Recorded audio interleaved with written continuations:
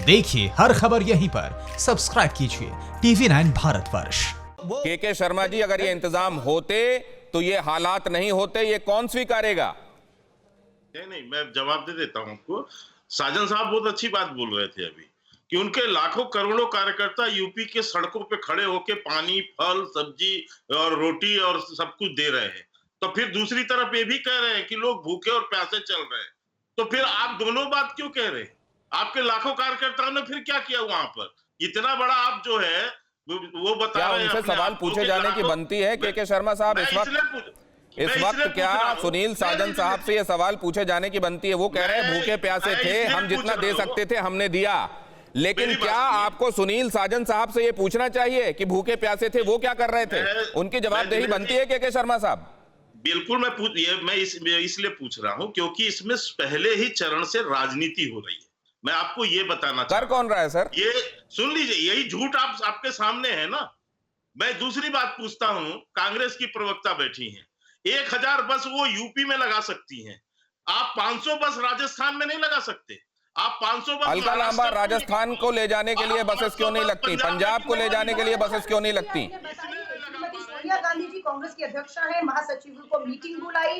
प्रियंका गांधी उत्तर प्रदेश की महासचिव प्रभारी हैं, उनकी जवाबदेही उत्तर प्रदेश के लिए है। कांग्रेस की अध्यक्षा को उन्होंने बताया, उन्होंने अपने स्तर पर जो है वो अपना कमेटियों का गठन किया है, वहां पर लोग लगातार अलका लांबा, मैं आपसे ये पूछना चाहूंगा कि क्या प्रियंका गांधी को सिर्फ ये कह के कि वो कहां की इंचार्ज हैं, ये कहा जा सकता है कि सिर्फ वहां पर बसेस लगाना जस्टिफाइड है? राहुल गांधी जी, क्या आपने देखा महाराष्ट्र में किस तरीके से एक ट्रक जो कि इलाहाबाद के लोगों को लेकर जा रहा था, 3-3, 4-4 हजार उनसे कैसे वसूले गए और रास्ते में रोक दिया गया, कहा गया कि अब आगे जाना है तो और पैसे दो?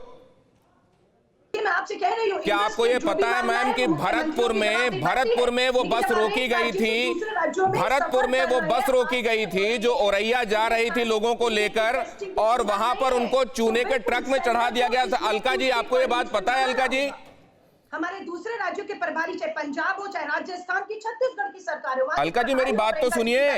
अलका जी, जब महाराष्ट्र में लोगों से पैसे वसूले जाते हैं या भरतपुर में बस को रोककर उससे लोगों को उतार कर चूने के ट्रक में चढ़ा दिया जाता है, तो आपको लगता है कि यहां हमाम में सब एक जैसे हैं जब मजदूरों की बात आती है?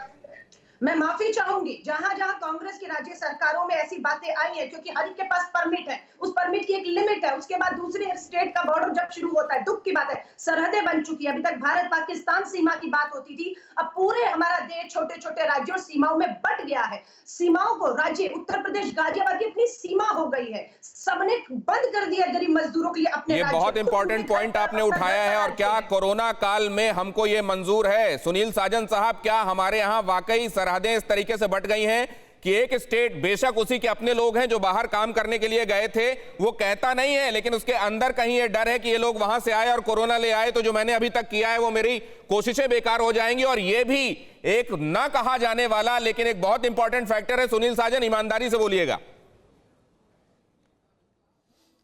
देखिए दिनेश जी, सच तो यह है कि अगर केंद्र सरकार और राज्य सरकारें ये सोचती, कोरोना को इतनी गंभीरता से लेती, तो जो मजदूर जहां था अगर उनको वहीं व्यवस्था हो जाती, वहीं उनके खाने पीने का इंतजाम हो जाता और इन प्रवासियों को यह भरोसा हो जाता कि देश की सरकार इनके साथ है, तो इनको पैदल चलने की तो जरूरत नहीं पड़ती।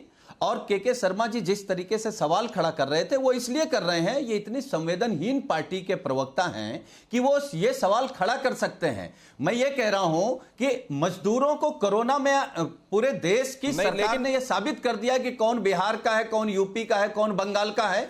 एक बात मैं और समझना चाहूंगा, और ये तथ्यात्मक प्रश्न है, इसको लेकर आप में से जो भी इसका जवाब देना चाहे तथ्यात्मक रूप से वो उंगली मुझको दिखा दे, मैं उसके पास जाऊंगा। आता हूं के शर्मा साहब, आपकी मुस्तकिल ऊपर की ओर ये जो उंगली एम्पायर की तरह रहती है, लगता है आप मुझको आउट करार दे रहे हैं। आप थोड़ी देर इसको नीचे कर लिया करें।